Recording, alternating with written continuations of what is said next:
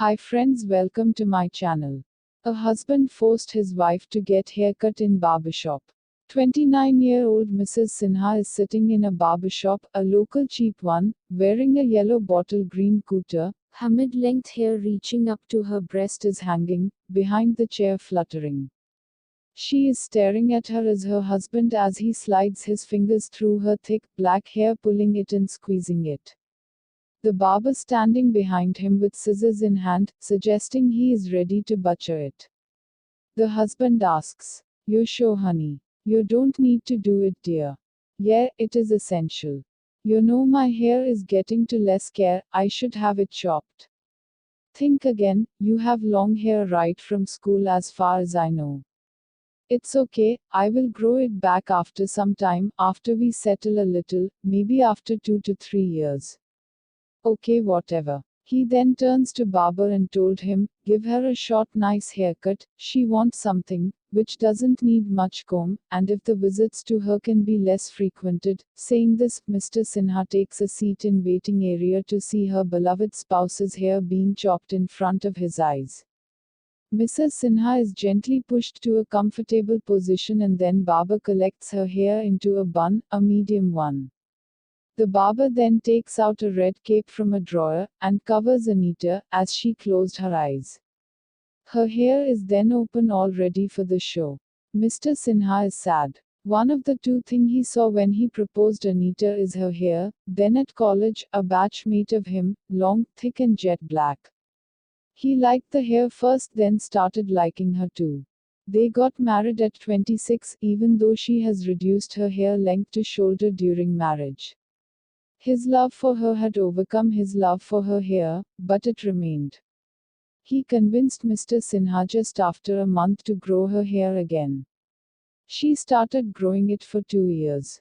But the hair has lost its vigor, and it just reached mid-back. It all changed few days earlier. Mr. Sinha has opened a new store in city center, leaving his old store at responsibility of his wife. A 30-day continuous store attendance prompted her to have her hair cut, as she couldn't manage it well. Short before haircut was added after a convincing phone call from one of her mother, who convinced her that it is better to keep hair short, as cutting them would let her grow it again, but if it is ill-maintained, she would lose it after a year or two for once and for all. Mr. Sinha was lost in thought when he heard the sound of blades of scissor clattering. Anita's hair is all combed now. The barber had pushes her head a little forward, thus lowering her view below the mirror as her chin touches her chest.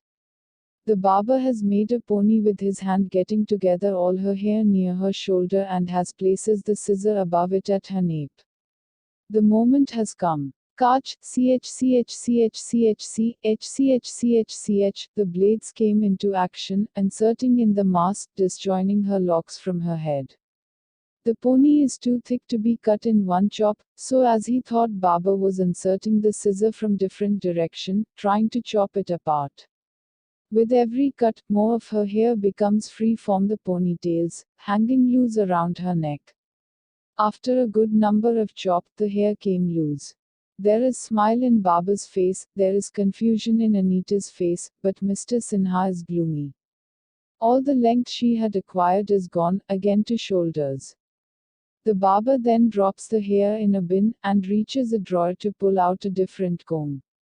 Anita touches her hair at the back, squeezing it, turning her head sideways to get a peek at her back, but the barber is back again.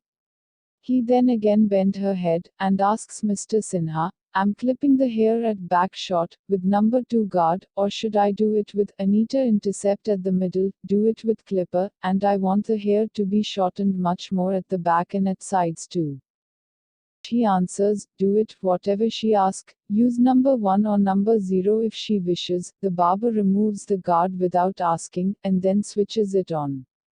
He pushes it at the back and then told, "I'm going with 0.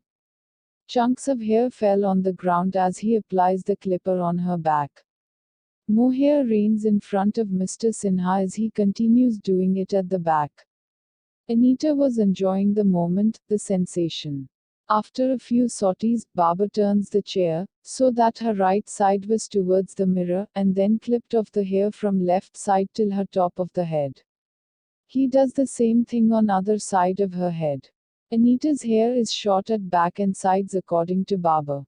According to Mr. Sinha, Anita has no hair at back and sides.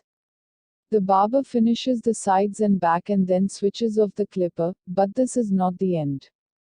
The barber then starts wetting the areas he just sheared and then starts applying shaving cream. Mr. Sinha doesn't resist as barber then takes a straight razor and scratch her hair off right from top of her head to back and side, leaving hair only in front. The first scratch reveals the virgin scalp of her wife, which he never expected to see when he first met her in college. The white patch continues to increase till it spread throughout her back. Mr. Sinha said, "Anita, how about shaving the head?" Anita doesn't replies. Barber, after completing with razor, combs her remaining hair in front, and stalls there. Mr. Sinha told, "Hey, no shaving tomorrow, just give her a pretty haircut, she will have head shave in next visit." Anita takes a deep breath, as a sign of irritation and protest. The barber then parts her hair in left of head, distributing it in two parts. He levels his scissor at the level of top of ear at left and cut off whatever left below it. To the right he does the same. He then brings all the hair in the front and cuts few strands which reach her eye at her forehead. Anita kept her eyes closed as locks of hair fell on the lap. The barbering was over now. The barber reaches for another mirror and shows it to Anita so that she can see her back. As Anita admires her haircut, Mr. Sinha squeezes and rubs his hand on her hair. He said, "I think volume is big." Anita supports him, "Yet the mop can be reduced, I think." The barber just nods and then again takes a scissor and a comb. He starts doing pick and cut to remove the volume.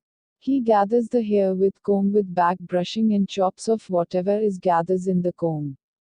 He continues doing this till he is convinced. Mr. Sinha is also satisfied.